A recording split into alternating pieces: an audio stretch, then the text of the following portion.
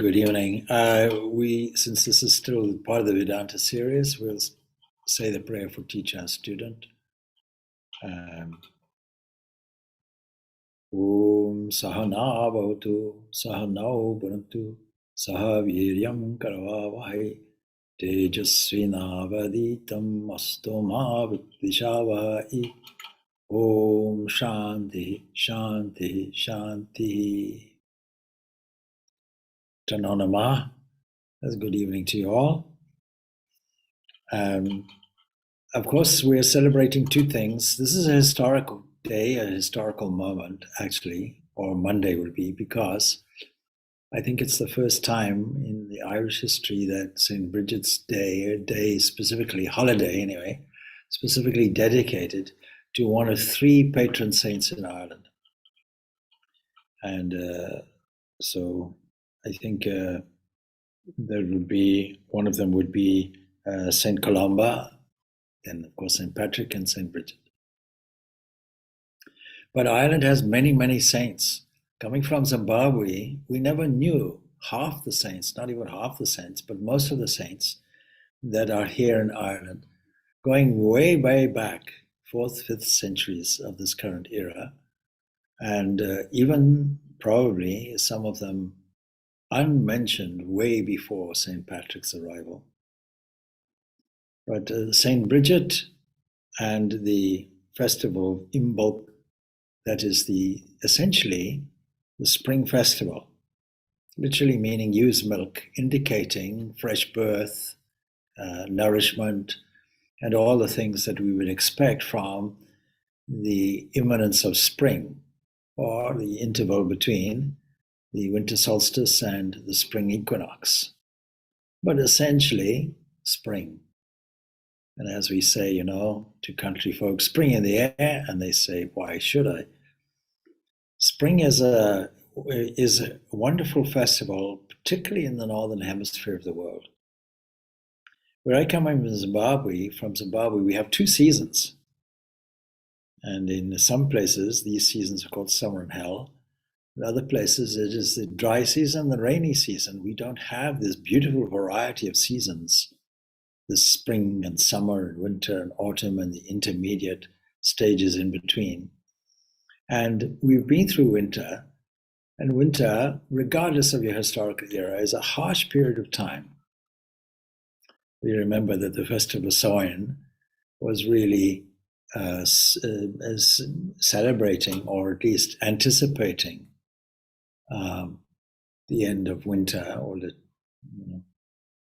the intermediate period in Celtic culture where various ghouls and spirits and so on come out in a malevolent way, and we have to appease them and so on. But every Celtic tradition has been taken over by the influx of Christianity. The one country in the world where warfare was never waged in order to make a transition from what was called paganism to Christianity. So all over the country we find holy wells, and the goddess Bridget was associated with all these holy wells, associated with this season of Imbolc. And naturally, we can imagine now a feminine presence, fiery haired, and with the sunbeam as her cloak, and the blacksmith's hammer held in her hand. This kind of image, and healing elixir held by her, and 2 oxen, a boar, a ram, the king of the sheep. And all this imagery seems to be there in the ancient Celtic traditions, because this great woman, this great goddess, retaining the tradition of the supreme in the feminine form, representing extreme power and energy. And so she was the deity, if you will, of tradespeople, of women in their childbirth. And her father, in the world of deities was Dagda, the master of magic and mysticism. And so she was the goddess of fire and healing, apparently. She sometimes comes in triple forms, and we're reminded of the three triple deities of Hinduism, Saraswati, and reminded of Lakshmi, and we're reminded of also Durga, say. So Shiva's Shakti, we find Vishnu's Shakti and Brahma's Shakti. And it's no coincidence that recently there was the Saraswati Puja, also celebrating spring, around about the same kind of time. It's a wonderful season. Outside our own ashram is a tree, and the first buds can be seen. And you must have noticed how the days have gone longer. And so we can say that Imbolc is a season of hope and optimism, maybe even a time where we can predict the weather optimistically in the future. And you'll notice how people's moods have been lifted with the advent of the longer days. If the temperature catches up to it, no doubt we'll all be absolutely delighted. So this is Imbolc celebrating the goddess, and today is significant because it's a kind of mergence. It's a mergence between the beginning of spring, the festival, ewes milk, the promise of good things to come, optimism, but also the feast of Saint Bridget. Saint Bridget was supposed to have been born in about 451 of this current era and died in 525, 74 years of age. And what makes her remarkable, and is she in fact the ancient goddess, revamped as it were, or revived in a Christianized way, or was there an actual person? And I think most people will say, well, there was an actual person. Is there a link between her, perhaps, and the goddess Bridget? No coincidence that in her biography, she was shares the name, of course, of the Celtic goddess, who happens to be also the patroness of other things such as poetry, learning, healing, protection. I mentioned blacksmithing, livestock, dairy production, and so on. So Bridget is known as Mary of the Gale and the mother saint of the whole of Ireland. And so it's very fitting that we celebrate not only St. Patrick's Day, but we celebrate Bridget. Today's thought, which is really a revival of what was written previously, may encapsulate her biography, her remarkable life. I'll read the poem out and expand on it as we go through each verse. So born from slave's destiny, it seems that her mother was a slave and her father was a Druid chieftain, according to the tradition. So there's automatically some kind of sameness or similarity with her life and that of St. Patrick. Don't forget, he also was brought across to Ireland as a slave. And so it's interesting that she was born of a Druid chieftain and must therefore have been aware of Bridget, the goddess. And from very young, she had such a generous heart and spirit, and she offered her heart willingly. And we can tell many stories about her spirit of generosity to the frustration of her father. And so she was particularly sympathetic, empathetic, and compassionate to the poor. And therefore they called her, and we continue to call her, Myrna Gael. That is did I pronounce that correctly? Myrna Gael? Myrna Gael, yeah. Mother of the Gaelic people. She, on one occasion, took her father's precious sword and gave it for the hunger, to save the hunger of the poor and save people's lives. The next verse, therefore, goes like this. So, first verse, born from slaves' free destiny, she offered her heart so willingly that the poor did well avail, calling her their Muir de Gale. Muir de Gale. Precious father's sword she gave, for from hunger poor man save.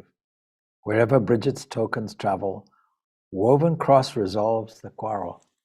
Now we have one of our devotees who took the trouble to go to the hills and get a special bulrush, I think, where the Bridget's cross is typically woven from this material. What a wonderful thing. It starts off green, and last year, of course, we had a workshop making the Bridget's cross. Now I'm going to put my own fancy in this and link the Celtic tradition with the Indian tradition. Why would I do that? It's because the Irish language, the Celtic languages, are part of the family of Indo-Germanic or Indo-European languages, which means that there is some connection with the ancient Sanskrit somewhere. And so, therefore, I think we can safely say that somewhere along the line there's a flavor of the ancient Vedic culture spreading throughout the Indo-European world. And so it is a kind of speculation that maybe the Druids, the priest kings, and the chieftains were in some way socially, with their social structure, connected with these ancient people. Anyway, I'm not sure if it's conclusively proven, but certainly the linguistic connection is proven, and therefore we can safely say there's a cultural link of some kind. Now, what is interesting to me are two things. One thing is the Celtic cross. Celtic cross, of course, is a cross, therefore it has, uprights and a horizontal and vertical section, but in the center will be a circular diagram, if you like, or a circular pattern. And if you manage to take away the spaces, you may well see the swastika. Now, don't be alarmed, swastika has a bad press because associated with Nazism, but they took it and turned it a little, and it is really a sign of cycles associated with Surya, the sun. And if you Christianize it, all you have to do is extend the points and make a cross. Now, St. Bridget's cross looks very, very much, the four-legged version, looks very, very much like a variation of this swastika, swastu. So we find Bridget crosses all over the place, and traditionally portraits of Bridget. She holds a Bridget's cross in one hand, and she holds a staff in the other. What is the staff? Well, the staff is the curved shape of a shepherd's crook, denoting an abbess. She was most distinguished for being the abbess of Kildare. Not only was it a monastic community, but it was also incorporated women. Imagine now an abbess in command of monks and nuns both. Is something that in later tradition and even today would be unheard of. There are traditions the other way around. For example, the Ramakrishna order in America will have nuns belonging to the Ramakrishna order. That's a kind of uniqueness. And you'll have some ashrams where the abbot, as it were, that is the minister in charge or the president of the center, will be in charge of women as well as men. But this, I think, predates any of the strictly male-female monastic traditions. So that's one uniqueness there. And she was obviously extremely famous because she was the founder of these. And therefore, that says something of her character and gives us an insight, a kind of reminder, if you will, of Sister Nivedita. How Sister Nivedita also was revolutionary, outspoken, a leader, particularly in the day where women didn't even have the vote. So she was born in, well, just north of Dundalk, what is modern Dundalk, as I say, 451, let's say about 450. And as I say, she's accredited with first creating the unique cross which bears her name, no doubt. And of course, it's normally hand created from rushes. And we might even show you the samples that we have here to give you some idea of the beautiful tradition and design. Traditionally, they're put above the door, the front door, and it wards away evil for the next year. And the one which previously was there, which is now dry, is taken away. I think it's destroyed probably or burnt, and the new one put in, just to symbolize the greenery of the forthcoming summer, the wonder of spring. Green, of course, is the color of vitality, fertility, life. Now, all of this has a different level which we have to explore, namely the spiritual level. What is its meaning for us in spirituality? Every season is really an opportunity for a kind of renewal, to catch the mood of the season and go inward and explore a new freshness, a new beginning. February the 1st can be a new beginning for all of us, where we renew our resolves. Spiritual life begins with resolve. And we have to wonder, what was the circumstances and the resolve that Saint Bridget made in becoming such a prominent leader in Christianity? Well, there's a story here. There was an old pagan chieftain who lay delirious on his deathbed in Kildare. And some believe this was maybe her father even. And his servants summoned Bridget to his bedside in the hope that the saintly woman may calm his restless spirit. And so Bridget is said to have sat by his bed, consoling and calming him. And it is here that she picked up the rushes from the floor and began weaving them into the distinctive cross pattern. And whilst she weaved, she explained the meaning of the cross. And the sick chieftain, to the sick chieftain, and thought that her calming words brought peace to his soul. In other words, not just the fact that she took the trouble to weave something as a gift and a visible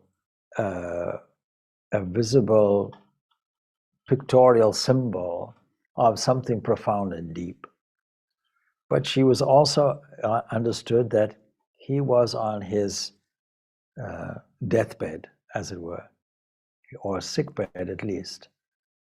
And what can I do to lift his spirit? With the understanding that if you lift somebody's spirit, you make a transformation in every single molecule and cell of the body. You're vibrating with holy thoughts. Try to make the thoughts as noble and holy as possible. Imagine somebody generous enough to be concerned and elevate somebody's spirit.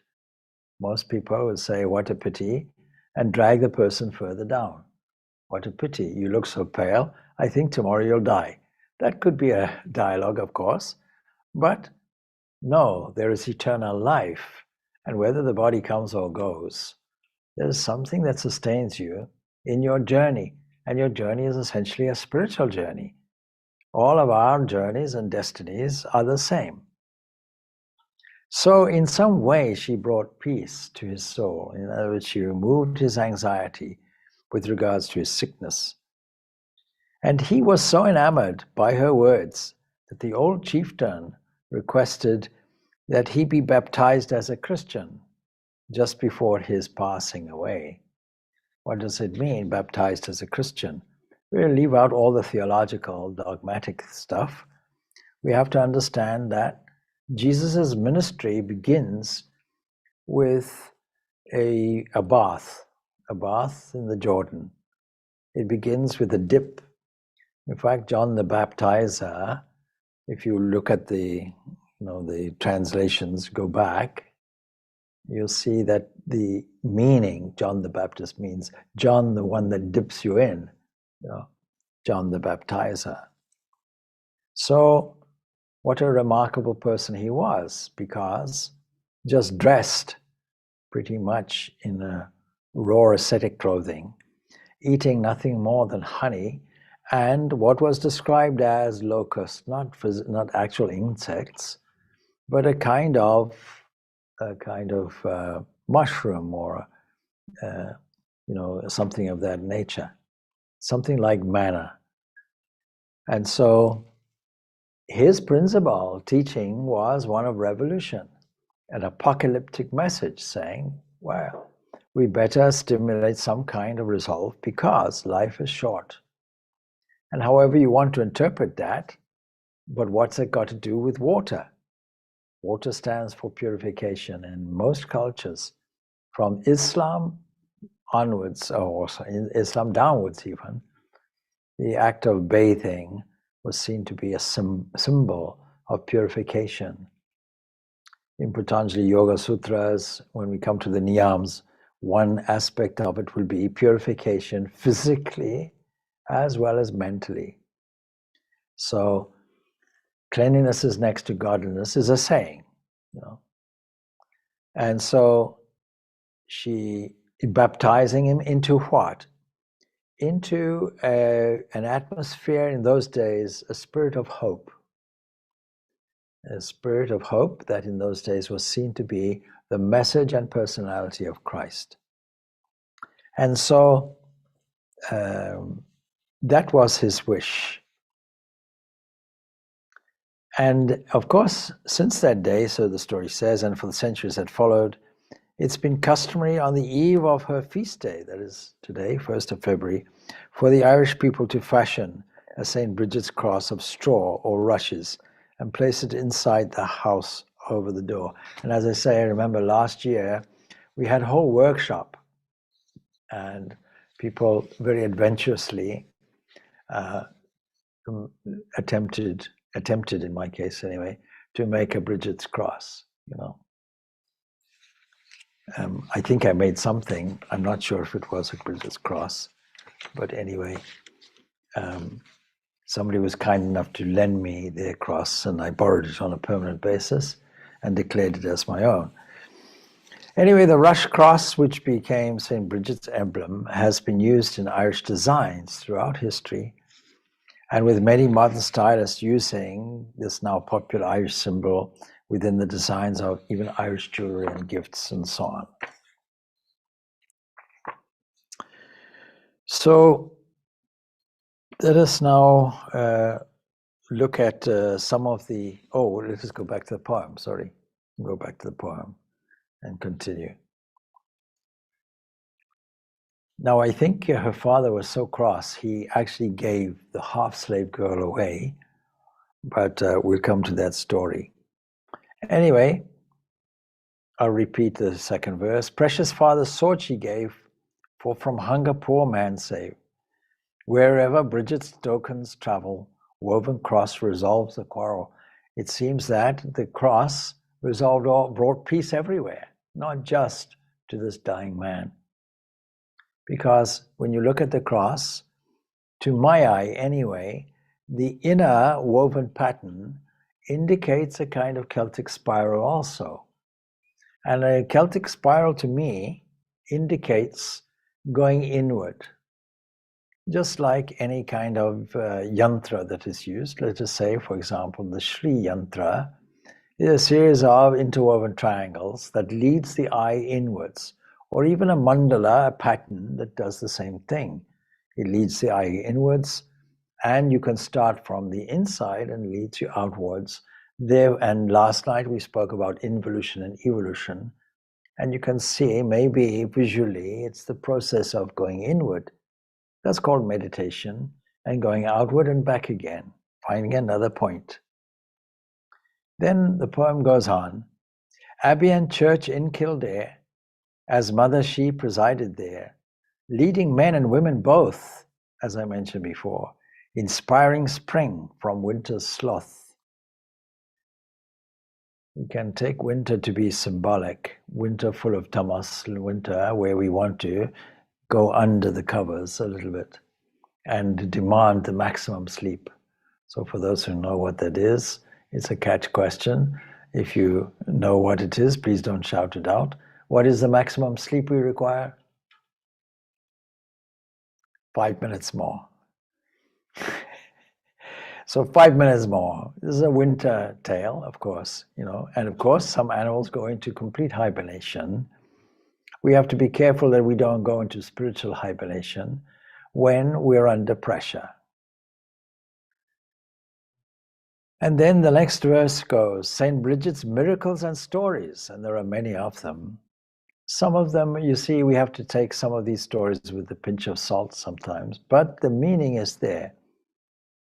St. Bridget's miracles and stories, regaled with accounts of glories, ignites hope in desperate times, raising spirits, hearts, and minds. And there's a prayer that goes with this, and I hope you'll join me. I hope you maybe close the eyes as I read this. O Lord, thy miracles and wonders are everywhere, but I am blind to them, caught up as I am in my selfish cocoon. Many want thy rewards, but few want to bear even a small cross. Many want to join the feast, but few want to share the fast.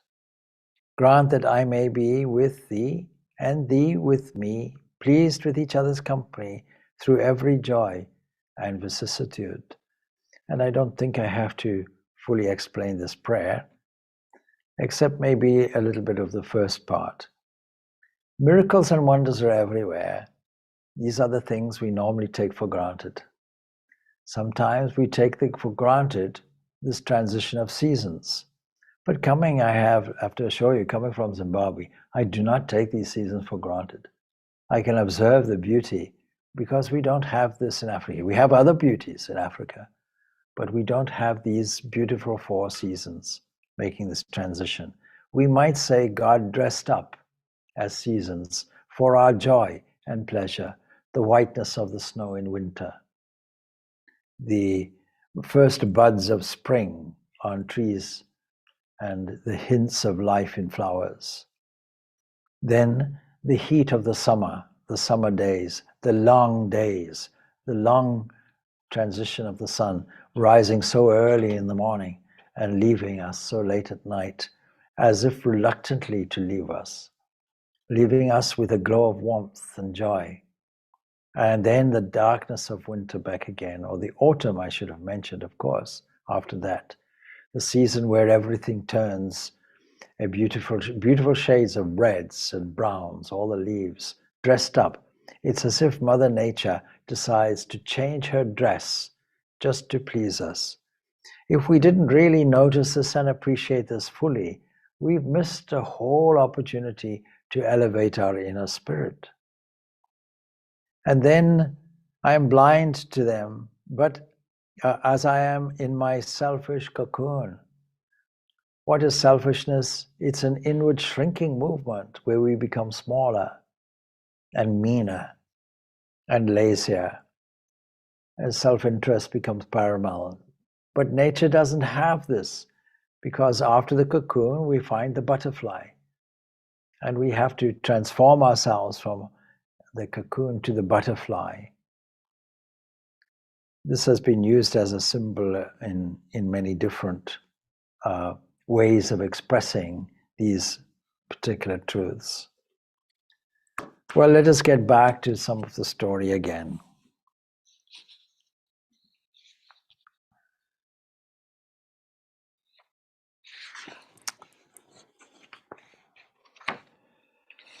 Now, amongst the most ancient accounts of the life of St. Bridget, there are 2 old Irish hymns. And the first is by St. Ultan, who died around about 657. So, close enough in history, given that history is not accurate with the dates and approximate times. So it says, it's entitled, translated, Bridget, Ever Excelled Woman, also known as Alton's Hymn. And the second, also known as Brocken's Hymn, was composed by Saint Brocken, who died around about 650. He put it at the request of Alton, and who was in fact his tutor. So there are two early lives of Saint Bridget in Hiberno Latin prose, called Vitae or Vita Sanctae Brigitae. And there's version 1 and 2 also written in the 7th and 8th centuries. And these are, in short, these are authorized by acknowledged holy people and saints. So we have some inkling about the historicity, although some people may dispute the historicity. Never mind, it's our delight to stick with it a little bit. Anyway, there are 3 biographies agree that her mother was Brocca. She was a Christian Pict slave, that means from Scotland, I suppose, who had been baptized by St. Patrick. And St. Patrick and her were seen to be quite close friends as well, and collaborators. And her father, as I mentioned, was Dubček, a chieftain of Leinster. I'm not sure if that's how you pronounce it. So born into slavery. Now we have to take the spiritual lesson as well. Are we all born into slavery? In a sense, we are. Vedanta puts it, yes, you may feel you're born into slavery, but you're actually free. And the question is, how is it that we feel enslaved and bound? Well, we are bound by 3 essential forces, bound by our obstacles and our ignorance, and we can do away with them and cut the bonds for our freedom's sake. So she was said to have performed miracles, including healing and feeding the poor. And according to one tale, as a child, she once gave away her mother's entire store of butter. And immediately when I read this, I thought of Krishna, small Krishna, baby Krishna, stealing the butter. Was the significance of butter? Well, he gave Krishna the name Hari, which means yellow, butter-colored, and infers that he steals. Now, okay, you may say he's immoral. No. Stealing our sins away, stealing our hearts, that's the idea. So anyway, she takes the entire store of butter, and the butter was then replenished in answer to Bridget's prayers. Around the age of 10, she was returned as a household servant to her father, where her habit of charity led her to donate his belongings to anyone who asked. So once she had, Bridget took her, or her father took her in a chariot to the king of Leinster to sell her. And while her father was talking to the king, Bridget gave away his bejeweled sword. I mentioned this in the poem. And she gave it to a beggar to barter it for food to feed his own family. The king recognized her holiness and convinced her father to grant his daughter freedom. Imagine granting your daughter freedom. Now, it is said that Bridget was veiled. In other words, she took on the life of a nun, or, she received it from, apparently, Saint Macul, Bishop of Croghan, County Offaly, and in County Westmeath, and he granted her the unique abbatial powers of abbot and abbess. And we think that in around about 468, she and the bishop followed a saint into the one of the kingdoms, which was made up of several parts of the counties of Meath and Westmeath and Longford together. And according to tradition, around about 480, she founded a monastery there in Kildare, which literally means the Church of the Oak. As we know, in the Celtic tradition, the oak is an extremely sacred tree, equivalent, I suppose, to the Indian peepal tree, or the tree with that special leaf, or the banyan tree.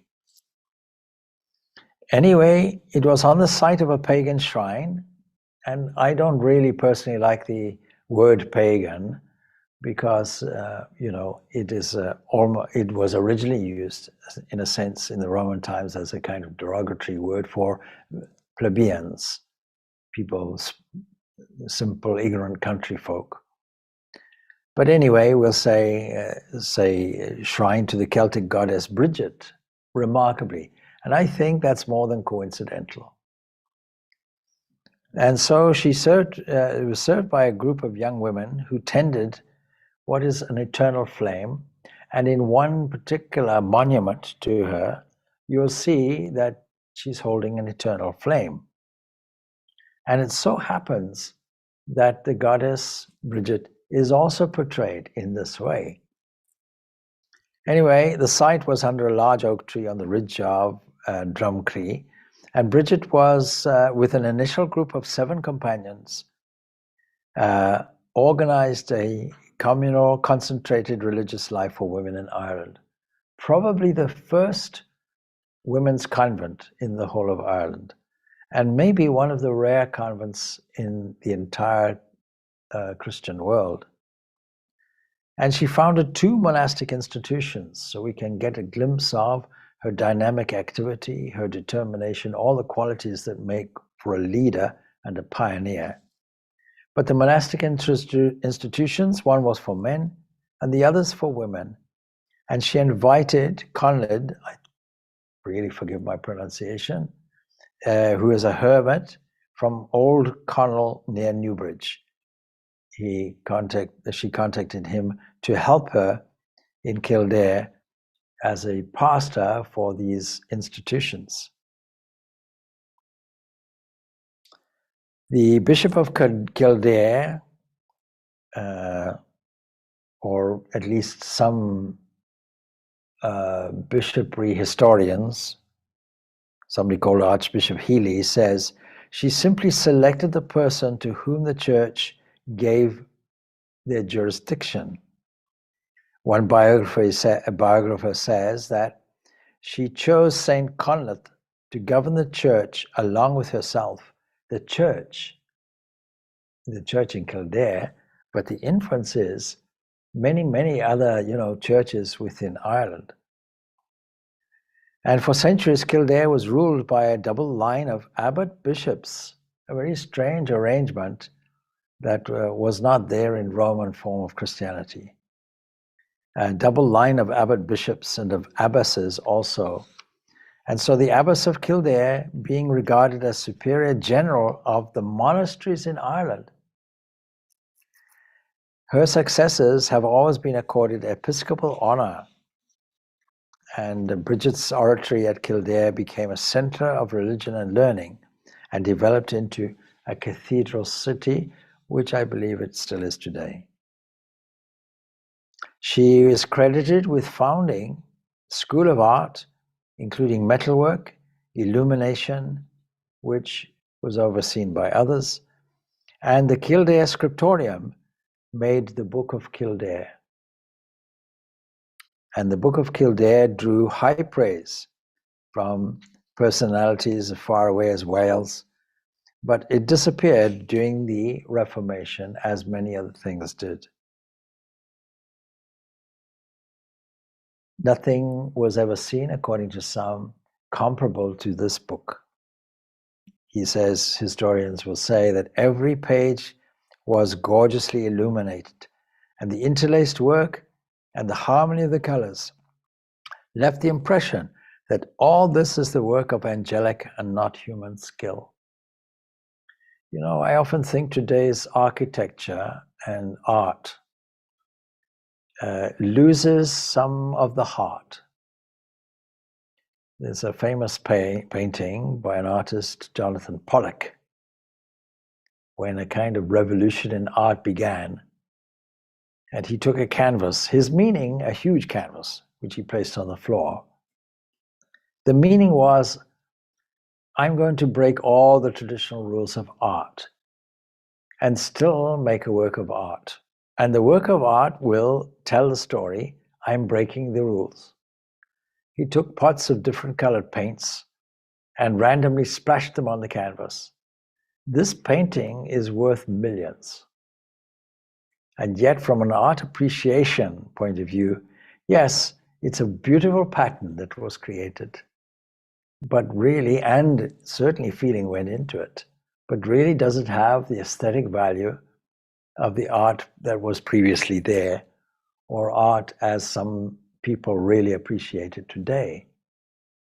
And this is a kind of pioneering movement of modern art.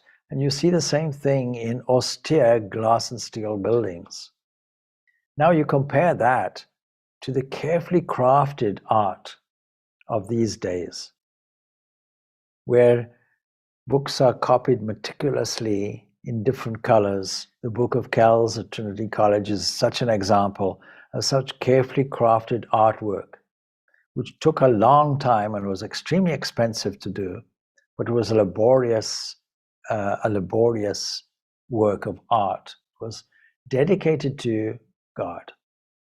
All our work should be the same. It should be carefully crafted. We should take our time over it. We should do it mindfully. I always remember at the high school I went to, secondary school I went to, and we were taught to put on every page before we started work, AMDG. It means to the greater glory of God. This is called karma yoga. And if we can combine love of God with this karma yoga, we can call it actually karma bhakti. We're doing it as an offering. And Bridget spent some time, according to some accounts, in Connaught, and founded many churches in the Diocese of Elphin. And she is said to have visited also Longford and Tipperary and Limerick and South Leinster, various places throughout Ireland. And again, her friendship with St. Patrick is noted. It's noted in the following paragraph from the Book of Armagh.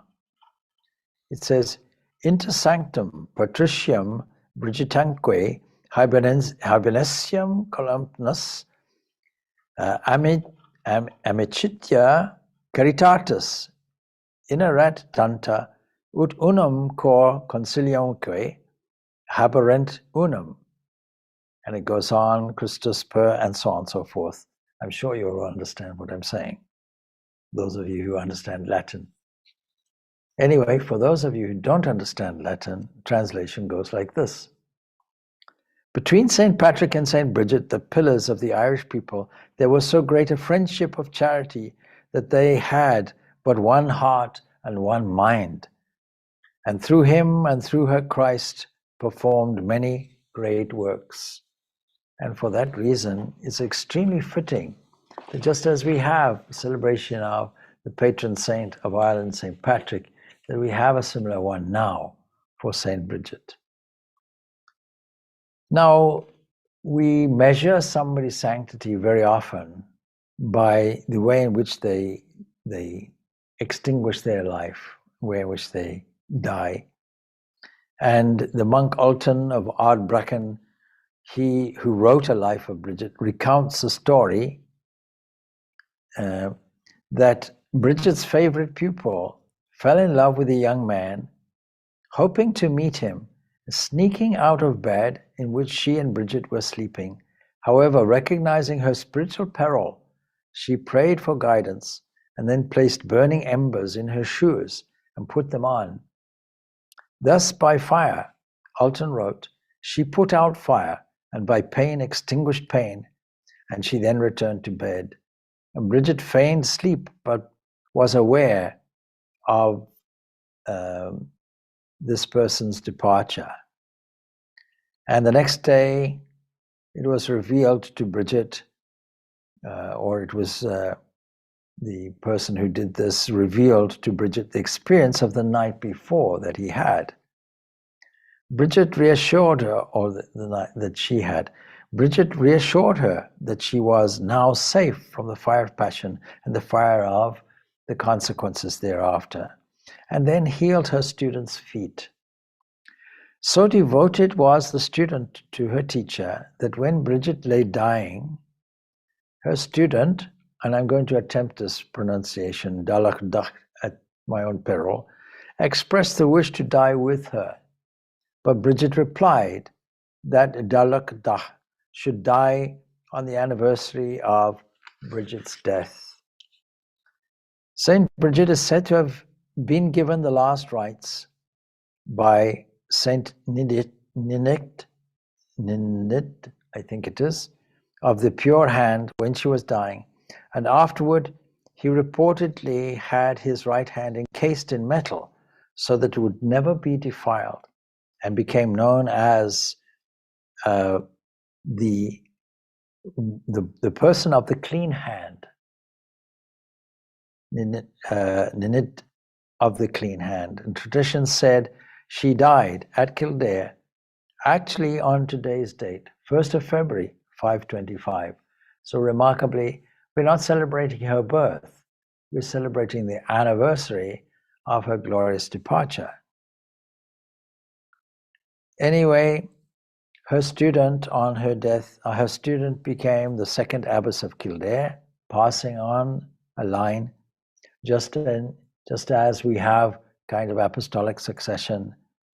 And Bridget's prediction that has traditionally been considered to have been realized, in as much as that the current Christian church records date back to the student's death in 522, and Bridget's as 521, as assigned, and has assigned 1st of February as the feast day of both saints, coincidentally in Imbolc as well.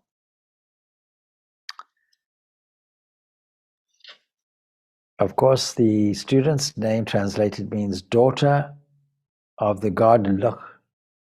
I presume I'm not sure, god of light, perhaps. Just some highlights about some of her miracles that were recorded. After Bridget promised God a life of chastity, her brothers were annoyed at the loss of a bride price. And when she was outside carrying a load past a group of poor people, some began to laugh at her. A man named Basine said to her, "The beautiful eye which is in your head will be betrothed to a man, though you like it or not." And in response, according to tradition anyway, Bridget thrust her finger in her own eye and said, "Here is that beautiful eye for you. I deem it unlikely that anyone will ask you for a blind girl." Her brothers tried to save her and wash away the blood from her wound, but there was no water to be found. And Bridget said to them, "Put my staff about this sod in front of you." And after they did, a stream came forth from the ground. Then she said to Basine, "Soon your two eyes will burst in your head." And it happened as she said. A wonderful gory tale of beautiful divine miracles. It's all right.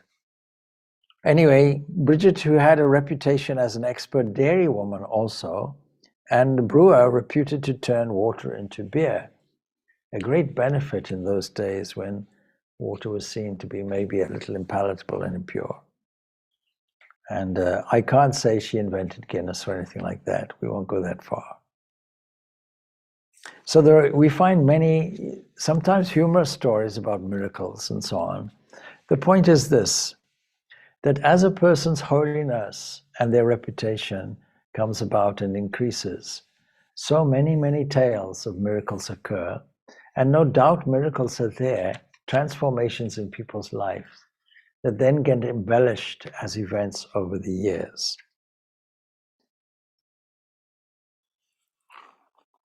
Bridget is said to have been buried at the right of the high altar of Kildare Cathedral. And a costly tomb was raised over her. It was adorned with gems and precious stones and crowns of gold and silver. And over the years, her shrine became an object of veneration for pilgrims, as happens, especially on her feast day, which is today. And about the year 878, owing to the Viking raids, Bridget's purported relics were taken to Downpatrick, and they were reburied in the tomb of St. Patrick and St. Columba. The relics of the three saints were discovered again in the year 1185, and on 9th of June on the following year, John de Courcy had their remains solemnly transferred and reburied in Down Cathedral.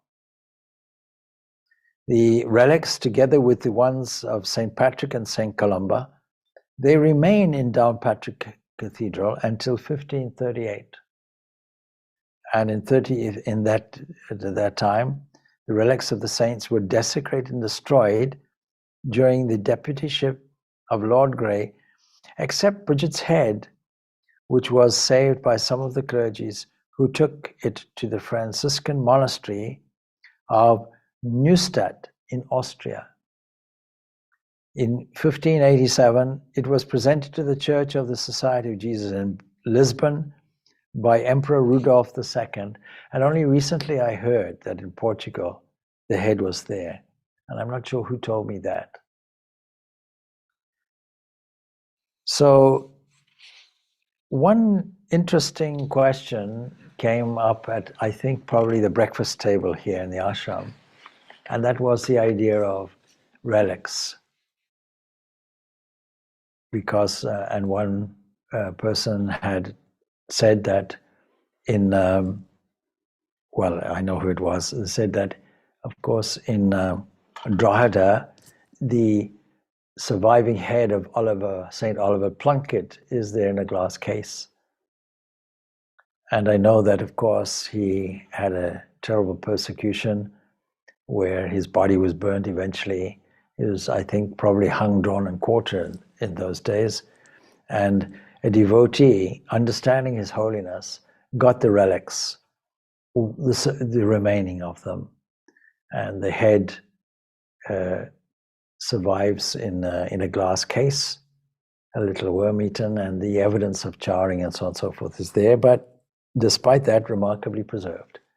And the rest of the relics sit in Downside Abbey in England, in Somerset, and in the monastery which is there. Why should we revere relics?